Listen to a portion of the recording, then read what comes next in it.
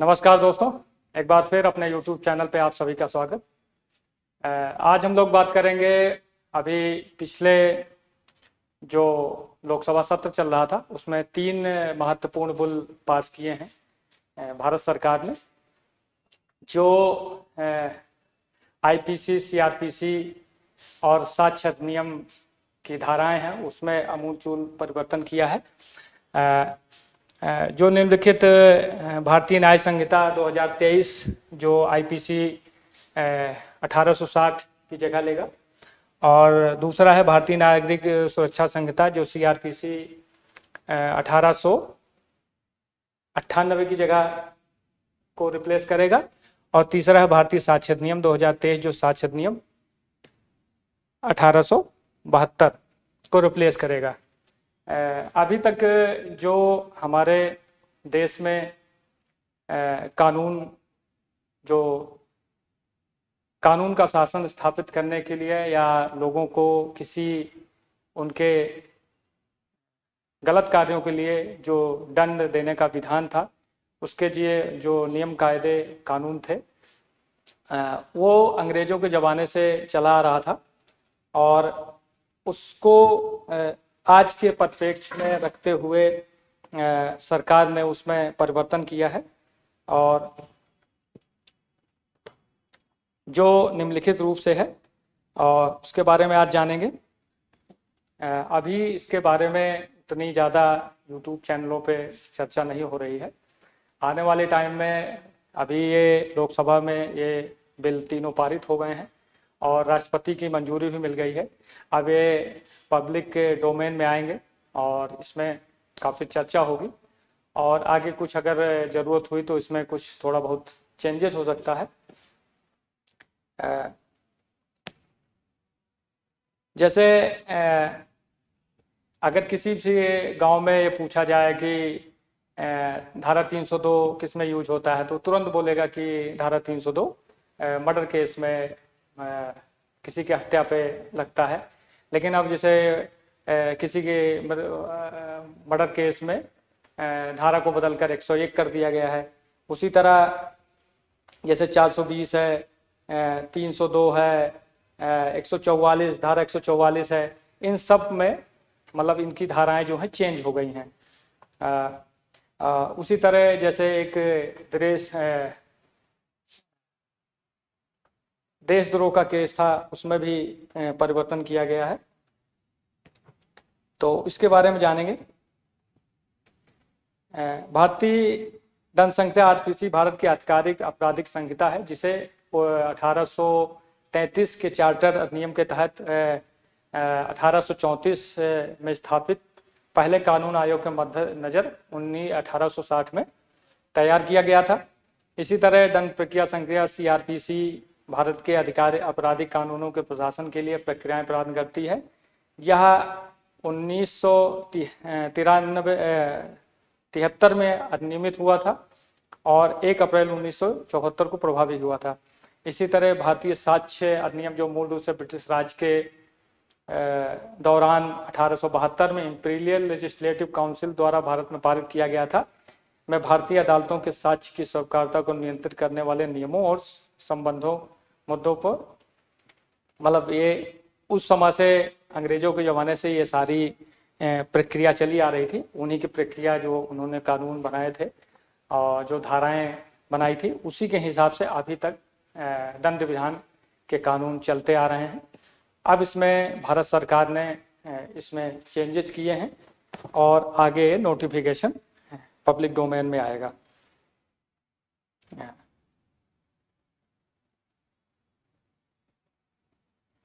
जैसे पहले अभी क्या क्या इसमें चेंजेस आए हैं। भारतीय नागरिक सुरक्षा संहिता सीआरपीसी को रिप्लेस करेगी, जिसमें अब 533 धाराएं होंगी। 160 धाराओं को बदला गया है। जो पुरानी सीआरपीसी में धाराएं थी उसमें 160 धाराओं को बदला गया है और नई 9 धाराएं जोड़ी गई हैं, को निरस्त किया गया है। मतलब 9 पुरानी धाराओं को निरस्त कर दिया गया है और 160 धाराओं को उसमें जोड़ा गया है। उसी तरह भारतीय न्याय संहिता आईपीसी को रिप्लेस करेगी। इसमें पहले की 551 धाराओं के स्थान पर अब 356 धाराएं होंगी। पहले भारतीय न्याय संहिता में आईपीसी में 511 धाराएं थी, अब भारतीय न्याय संहिता में 556 धाराएं होंगी, जिसमें से 175 धाराओं को बदल दिया गया है, 8 नई धाराओं को जोड़ी गई हैं और 22 धाराओं को निरस्त किया गया है, इनको खत्म कर दिया गया है। और इसी तरह भारतीय साक्ष्य विधेयक एविडेंस एक्ट को रिप्लेस करेगा। इसमें पहले की 167 के स्थान पे अब 170 धाराएं होंगी, मतलब 3 धाराएं इसमें और जुड़ गई हैं। 23 धाराओं को बदल दिया गया है और 1 नई धारा को जोड़ी गई है और 5 धाराएं निरस्त कर दी गई हैं। और ये सबसे बड़ी महत्वपूर्ण बात है कि इसमें डिजिटल प्रक्रिया को कानूनी प्रक्रिया को डिजिटल किया गया है, क्योंकि आज का टाइम डिजिटल है। सारी चीज़ें सारे संचार माध्यमों में उपलब्ध होती हैं, मोबाइल, सीसीटीवी कैमरे, कंप्यूटर, लैपटॉप, इन सब के ज़माना है, तो उसी हिसाब से इनमें परिवर्तन किया गया है। केंद्रीय गृह मंत्री अमित शाह ने कहा कि ये तीनों पुराने कानून गुलामी की निशानी है, निशानियों से भरे हुए थे। इन्हें ब्रिटिश की संसद ने पास किया था, क्योंकि अंग्रेजों के टाइम से चला आ रहा था, जब हमारा देश गुलाम था तब से ये सारी कानून चले आ रहे थे।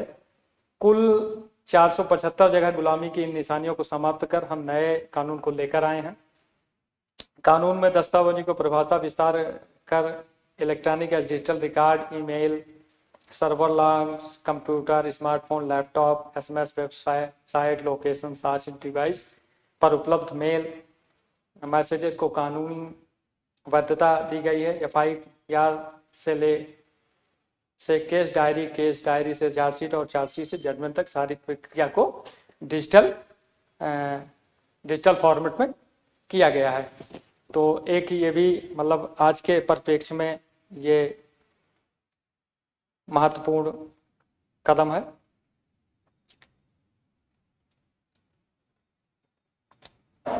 इसके अलावा जैसे कुछ धाराएं हैं जिनको बदला गया है, जैसे हत्या के केस में पहले 302 लगता था, अब जो नई धारा बनाई गई है वो 101 होगा। हत्या के केस में 101 धारा लगाई जाएगी। इसी तरह धोखाधड़ी में पहले 320 धारा 320 का इस्तेमाल होता था, अब धारा 316 लगेगी, उसकी जगह लेगी। इसी तरह भीड़ भाड़ हंगामा, जैसे कोई पहले कहीं पे अशांति क्षेत्र होता था या कहीं दंगा फसाद होने की संभावना रहती थी, तो वहाँ धारा 144 लगाई जाती थी, अब उसकी जगह धारा 187 के नाम से उसको रिप्लेस करेगी। धारा 187 काम करेगी उसकी जगह। उसके बाद देश के खिलाफ षड्यंत्र, जो देशद्रोह वाला केस था उसमें धारा 121 थी, अब उसकी जगह धारा 145 होगी। उसके बाद देश के खिलाफ गतिविधियां, ये धारा 121A के नाम से थी, अब इसकी जगह धारा 146 हो गई है। उसी तरह जैसे मानहानि के केस में धारा 499 थी, उसको अब बदलकर धारा 354 कर दिया गया है।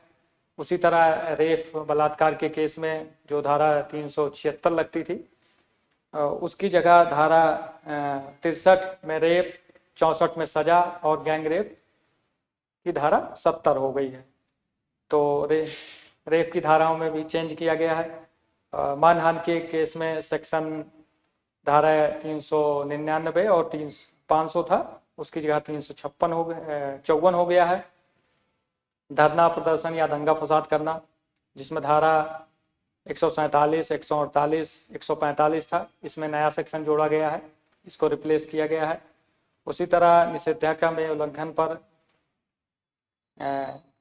किसी पार्टिकुलर एरिया में कोई निषेधाज्ञा लागू होती थी तो उसमें धारा 188 का इस्तेमाल होता था, अब इसमें नया सेक्शन, नई धारा जोड़ी गई है।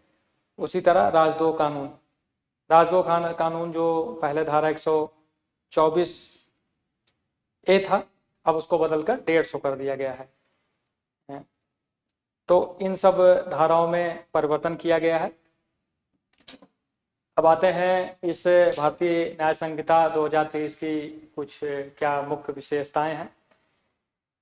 विधेयक आतंकवाद और अलगाववाद, सरकार के खिलाफ सशस्त्र विद्रोह, देश की संप्रभुता को चुनौती देने जैसे अपराधों को परिभाषित करता है, जिनका पहले कानून में विभिन्न प्रावधानों के तहत उल्लेख किया गया था। इसके अलावा राजद्रोह के अपराध को निरस्त कर दिया गया है। अब इसकी जगह राजद्रोह की जगह देशद्रोह लेने लिया है, क्योंकि राजद्रोह एक तरह से गुलामी की प्रतीक था। जैसे कोई सरकार की आलोचना कर देता है या सरकार के खिलाफ कोई गलत कदम उठाता है तो उसके ऊपर देशद्रोह का मुकदमा हो जाता था। अब उसको खत्म कर दिया गया है, उसकी जगह राजद्रोह खत्म कर दिया गया, उसकी जगह देशद्रोह ने लिया है। अब उसमें आतंकवाद, अलगाववाद, इन सब चीज़ों को सम्मिलित किया गया है। यह राजद्रोह के अपराध को निरस्त करता है, जिसकी औपनिवेशिक विशेष अवशेष के रूप में व्यापक आलोचना की गई थी, जो स्वतंत्र भाषण और असामत पर अंकुश लगाता था। मतलब प्रजातंत्र में या लोकतंत्र में भाषण देने,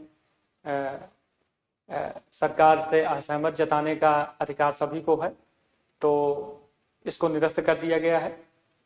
इसी तरह मॉब लीचिंग, पिछले कुछ टाइम से मॉब लीचिंग की घटनाएं भारत में बढ़ रही थी और इसके रोकथाम के लिए कोई प्रभावी कानून नहीं था, तो इसको भी भारतीय न्याय संहिता 2023 में सम्मिलित किया गया है। मॉब लीचिंग के लिए अधिकतम सजा के रूप में मृत्युदंड का प्रावधान है, जो हाल के वर्षों में एक खतरा उत्पन्न कर रहा है। इसके अलावा इसमें शादी में झूठे वादे पर महिलाओं के साथ यौन संबंध बनाने के लिए 10 साल तक की सजा का प्रस्ताव किया गया है और धोखे और शोषण एक सामान्य रूप से, तो ये इसमें सम्मिलित किया गया। इसके अलावा विधेयक विशिष्ट अपराधों के लिए सजा के रूप में सामुदायिक सेवा, पहले जो सजाएं होती थी उसमें किसी ऐसे कोई प्रावधान नहीं था कि लोगों को उनके कृत्य के लिए कोई सामुदायिक सेवा करने का उनको सजा दी जाए, तो इसमें ये भी सम्मिलित किया गया है। विशिष्ट अपराधों के लिए सजा के रूप में सामुदायिक सेवा का परिचय देता है, जो अपराधियों को सुधारने और जेल में भीड़-भाड़ को कम करने में मदद मिलेगा। विधेयक में आरोप पत्र दाखिल करने के लिए अधिकतम 180 दिनों की समय सीमा तय की गई है, जिससे मुकदमे की प्रक्रिया में तेजी आ सके और निश्चितता में देरी को रोका जा सके। इसमें यह भी प्रावधान किया गया है कि अगर FIR होती है और उसकी सारी प्रक्रिया को निपटा के 180 दिनों में, मतलब 6 महीने के अंदर आरोप पत्र दाखिल करना अनिवार्य है कोर्ट में। तो ये भारतीय न्याय संहिता 2023 की मुख्य विशेषताएं हैं। उसी तरह भारतीय नागरिक सुरक्षा संहिता विधेयक 2023 की जो मुख्य विशेषताएं ये इस प्रकार हैं। परीक्षणों, अपीलों और गवाहों के रिकॉर्डिंग के लिए प्रौद्योगिकी के उपयोग को बढ़ावा देगा। मतलब अब जो भी FIR से लेके और जजमेंट तक जो भी कार्रवाई होगी वो सब डिजिटाइज होगी और ज़्यादातर आदान प्रदान व्हाट्सएप, ईमेल, SMS इनके द्वारा किया जाएगा और इसका सारा साक्ष्य जो है डिजिटल रूप में रखा जाएगा, जिसमें कार्रवाई के लिए वीडियो कॉन्फ्रेंसिंग की अनुमति मिलेगी।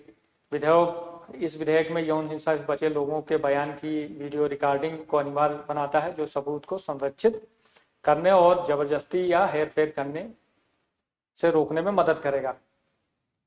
उसके अलावा विधेयक में यह कहा गया है कि पुलिस को शिकायत की स्थिति के बारे में 90 दिनों में सूचित करना होगा, जिससे जवाबदेही पारदर्शिता बढ़ जाएगी।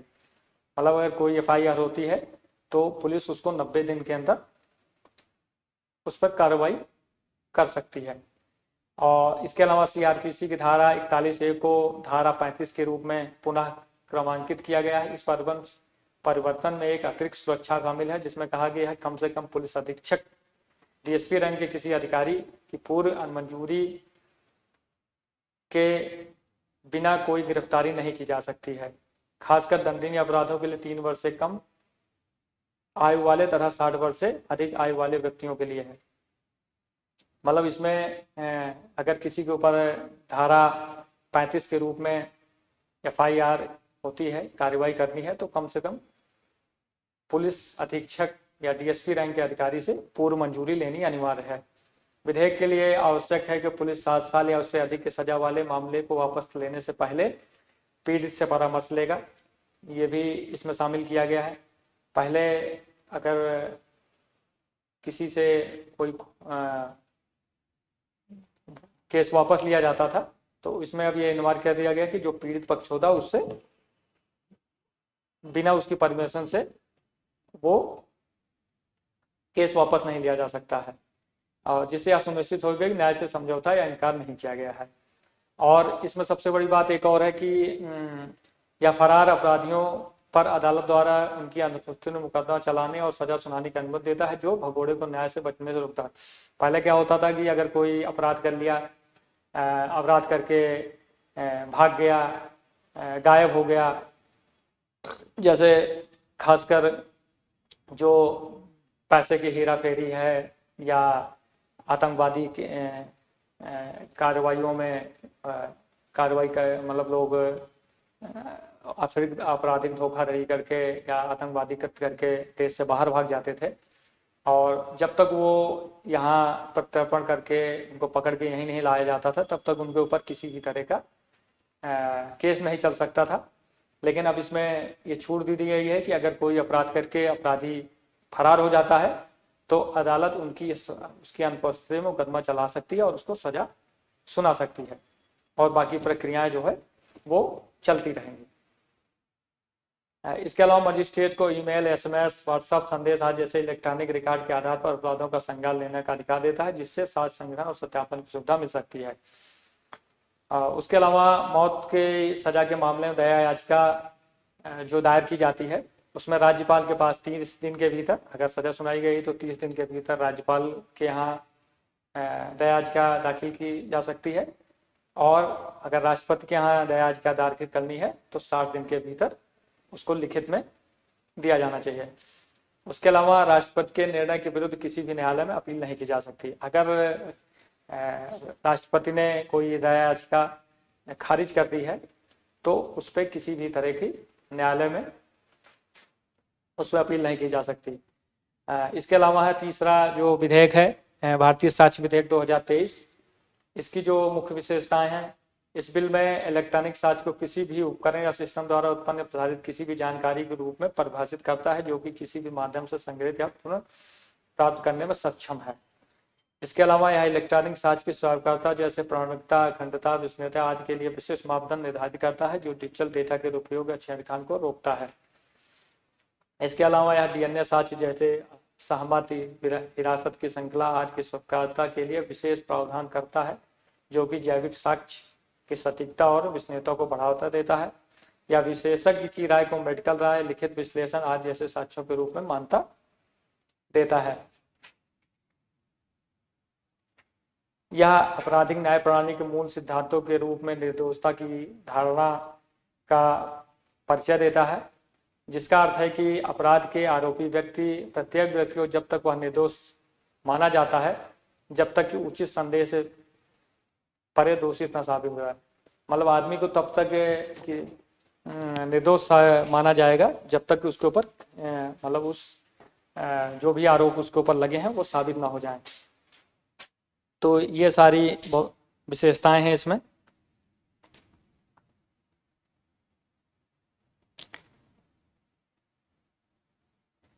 इसमें मेन है कि जो पुराना आईपीसी या सीआरपीसी की जो धाराएं थी उसमें काफ़ी कुछ बदलाव किया गया है। कुछ धाराएं घटाई गई हैं, कुछ बढ़ाई गई हैं, कुछ के नाम चेंज किए गए हैं। उसके अलावा जैसे राजद्रोह का जो धारा थी उसको हटा दिया है, उसकी जगह एक नई धारा देशद्रोह के रूप में जोड़ी गई है जो सरकार के विरुद्ध सशस्त्र विद्रोह, देश की समझौता को चेतावनी देने जैसे अपराधों को परिभाषित करता है, जिससे पहले कानून के विभिन्न प्रावधानों का अलग उल्लेख किया गया है।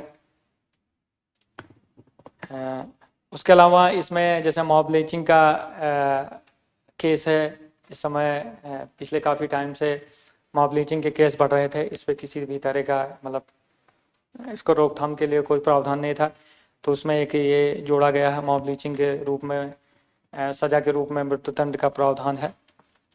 उसके अलावा जैसे आजकल लिव इन का चलन चल रहा है, या धोखे से अपनी पहचान छुपा के शादियां हो रही हैं, या कोई प्रलोभन देके किसी स्त्री के साथ गलत व्यवहार किया जाता है, तो उसमें भी इसमें विवाह के झूठे वादे कर महिलाओं के साथ यौन संबंध स्थापित करने पर 10 वर्ष की सजा, इसका भी प्रावधान किया गया है।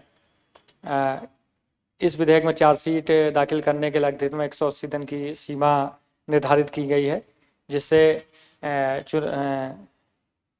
अभियोजन की प्रक्रिया में तेजी आ सके और अनिश्चित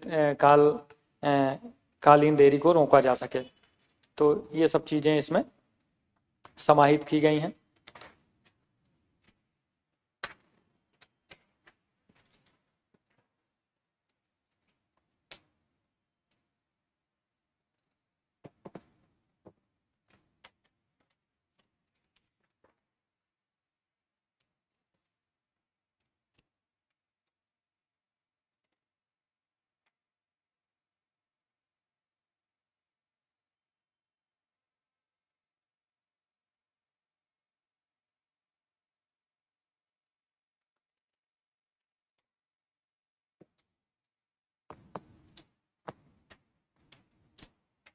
एक मिनट।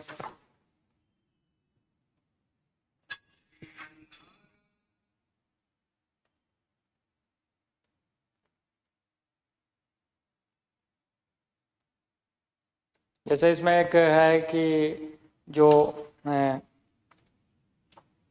नागरिक सुरक्षा संहिता है, उसमें नमूना संग्रहण, सीआरपीसी के नमूना हस्ताक्षर लिखावट के आदेशों से आगे बढ़कर उन व्यक्तियों से जो गिरफ्तार नहीं हैं, उनके उंगली के निशान और आवाज़ के नमूने एकत्र करने की भी शक्ति प्रदान करता है। इसके अलावा बलात्कार पीड़ित के लिए 7 दिनों के भीतर मेडिकल रिपोर्ट और 30 दिनों के भीतर फैसले, इसको बढ़ाकर 45 दिन तक बढ़ाया जाता है। पीड़ित की प्रगति के बारे में 90 दिनों के भीतर अपडेट और पहली सुनवाई से 60 दिन के भीतर आरोप तय करना शामिल है। इसके अलावा आरपीसी भारत की आपराधिक अदालतों को मजिस्ट्रेट अदालतों से लेकर उच्च न्यायालय तक पदानुक्रम के रूप में व्यवस्थित करती है। इसने पहले 10 लाख से अधिक लोगों वाले शहरों को मेट्रोपोलियन मजिस्ट्रेट रखने की अनुमति दी थी, लेकिन भारतीय नागरिक सुरक्षा संहिता जो है, इसके अंतर्गत मेट्रोपोलियन मजिस्ट्रेट की भूमिका को समाप्त कर दिया गया है। तो ये सारी चीज़ें, मतलब इन सब चीज़ों को इन तीनों विधेयकों में समाहित किया गया है।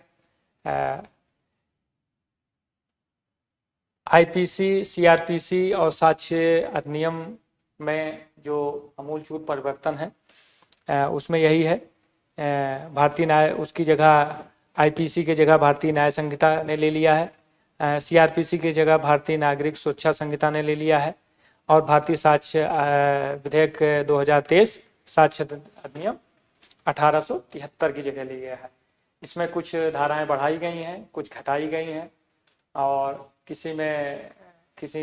कई सारी धाराओं के नाम परिवर्तित किए गए हैं। और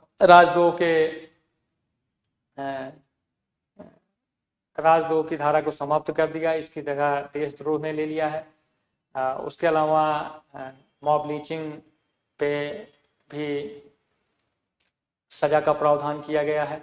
उसके अलावा किसी महिला या औरत से झूठ, जबरदस्ती, पहचान छुपा के किसी भी तरह का गलत कृत्य किया जाता है, उसमें भी 10 साल तक की सजा का प्रावधान किया गया है। उसके अलावा आज के हिसाब से, क्योंकि ये डिजिटल युग है और सारी चीज़ें डिजिटलाइज हैं, तो न्यायिक व्यवस्था को भी पूरे तरह से डिजिटल फॉर्मेट में लाया गया है। सारे साक्ष्य और सारी जो न्यायिक प्रक्रिया होगी वो सभी डिजिटल फॉर्मेट में आ जाएगी। और उसके अलावा जो अपराध करते हैं, उसके भी जो डिजिटल एविडेंस होंगे, उनको भी अब साक्ष्य के रूप में न्यायालय में प्रस्तुत किया जा सकता है। तो इन सब चीज़ों के बारे में होगी। अब ये नोटिफिकेशन हो जाएगा इन सारे तीनों धारा विधेयकों का, और आगे चल के जैसे अभी हमने देखा है पिछले ही टाइम में 2 दिन पहले ही कि जो ड्राइवरों की हड़ताल हो गई थी, ट्रक ड्राइवरों की और सारे ड्राइवरों की, कि उसमें एक्सीडेंट पे ड्राइवर एक्सीडेंट करके भाग जाते थे, तो उसमें भी एक जोड़ा गया है कि जो ड्राइवर एक्सीडेंट करने के बाद जिसका एक्सीडेंट हुआ है उसको अगर अस्पताल तक पहुंचाता है, पुलिस को सूचित करता है, तो उसको मतलब उसकी सज़ा में कुछ कमी हो जाएगी। पहले जो है अधिकतम 2 साल तक की सज़ा होती थी और जुर्माना भी बहुत थोड़ा बहुत देना होता था, लेकिन उसको बढ़ा दिया गया है, अधिकतम 7 साल की सज़ा हो गई है। जुर्माने को भी बढ़ा के 6-7 लाख 7-8 लाख रुपए तक 8 लाख के करीब किया गया है। तो अभी उस पर सरकार ने बातचीत करके उनका धरना प्रदर्शन खत्म करवाया है और ये आश्वासन दिया है कि आगे चल के इसमें बातचीत करके इसमें जो भी हो सकता है वो परिवर्तन किया जा सकता है। तो अभी ये सारी प्रक्रिया जो है अभी कानून बनने के बाद अब इसको कैसे क्रियान्वित करेगा वो आने वाले टाइम में आगे पता लगेगा। और जो सारी कानूनी प्रक्रियाएं थी, जो धाराएं थी वो बदल गई हैं और उसके अब जो नई प्रक्रिया होगी वो इन सभी विधेयकों के माध्यम से क्रियान्वित की जाएंगी, आने वाले टाइम में पता लगे। आज के लिए इतना ही। ये मेरा YouTube चैनल है, इसको आप लोग ज़्यादा से ज़्यादा लाइक करें, सब्सक्राइब करें, शेयर करें। आज के लिए इतना ही। धन्यवाद। जय।